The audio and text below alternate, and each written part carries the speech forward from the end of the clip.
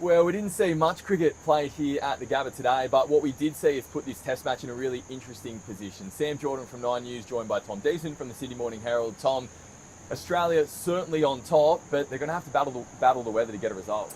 Yeah, absolutely. Australia might have to enforce a follow-on with a couple of days left here in Brisbane.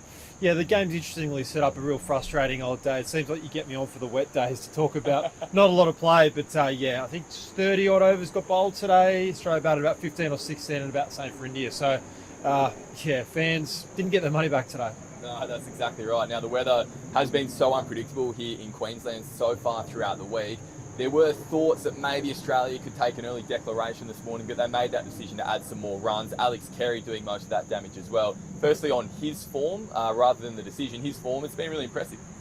It has. He's looked really good across the three tests. Yeah, really contributing there. Obviously, we know he had a very strong Sheffield Shield season coming in as well, and some good ODI form as well during the year. So not a massive surprise. They're important late runs as well. There was a little bit of debate around whether Australia should have declared a bit earlier and sent India in, but I actually didn't mind it. I think that having those runs up early, like the weather's out of their hands a bit, and as we've seen today, they've got 4 wickets. Need another 16. If rain happens, so be it. But I do think that enforcing the follow-on is not the craziest thing. There is a little bit of sort of teams who get spooked around doing that, which doesn't happen a lot. But the reality is that because there are so many breaks, those bowlers are going to be a little bit more fresh than they normally would, as opposed to having to try and get 20 wickets straight without a break. So I didn't mind it, but let's talk on day 5 if they need 1 or 2 more wickets and the rain bites them in the bum. Yeah, exactly right. Look, they certainly did a good job of getting going today, Australia's bowlers. In fact, I guess the battle began before that first ball was even bowled. There was a moment before India walked out that Yashasvi Jaiswal, as the rain starts to fall here, look, we'll push on. Yashasvi Jaiswal was warming up. He was taking throwdowns and he's hit one straight into the team videographer. Caught a few looks from the Aussies. Mitchell Starc certainly didn't look too impressed, and he took him 2 balls later.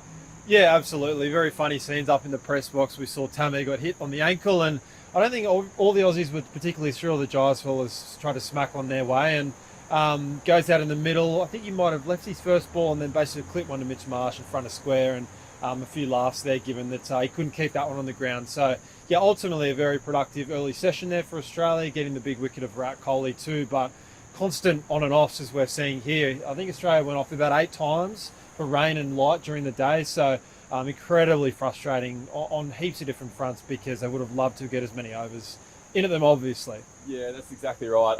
Australia's performance with the ball, let's touch on that. Mitchell Starc, absolutely outstanding, and Josh Hazlewood certainly showed why he was brought back in to play at this venue as well. Yeah, doing a great job. There's no one really hiding there in that bowling order.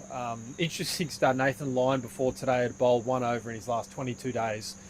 So hasn't had a lot to do, has Gaz, but did bowl an over right at the end there before we went off for light. But all three complementing each other really well. So much debate around whether Mitch Marsh would need to bowl, and he hasn't barely bowled. So it's a good problem to have for Australia. And yeah, things looking good, but they would just be desperately keen to get out there and get as many overs as they can.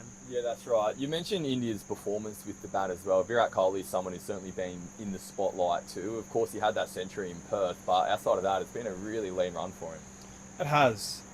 The second innings in Perth, which you said, was frustrating for Australia because they sort of batted him into a bit of form, and Andrew Rue, our colleague, shared a great stat around sort of when he comes in. When he comes in early, he's been struggling a lot, obviously, and a lot was made of his form leading into the series, whether he was past it, and that 100 sort of gave him a little bit of a license to say to the critics, I'm still around. But 3 low scores as well, and I seriously think if he's not contributing and India don't win this series, I really, really think they'll have to make some hard decisions. I don't think anyone would spear a player like Virat Kohli, but let's get real, those numbers aren't good enough today, and particularly as well playing that ball. Like, he nicked one there on about 10 stump line, but he tried to do that first ball as well. Yeah. I don't know whether he's got a bit of a scrambled head.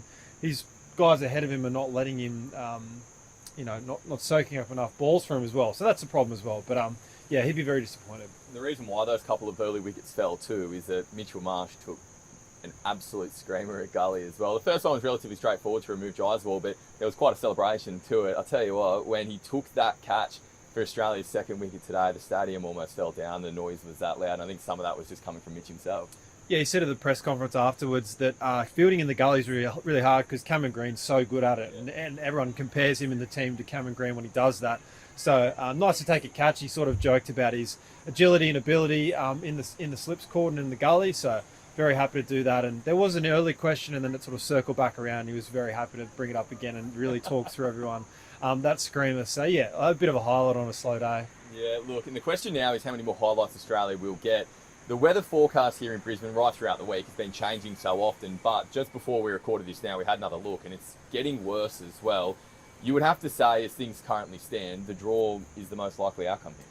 You would think so, yeah. 25 to 30 mils forecast. As we know, the Bureau had a stinker on Monday, on the first day of the game, not getting into In the crosshairs. Yeah, predicted 5 or 10, and there was 70 in about 5 or 6 hours. So there has been so much weather chat in the press box over the last 3 days. It's extraordinary. A lot of gurus getting around. So yeah, if anyone knows what the forecast is, we'd love to know, because it affects our work significantly the next few days.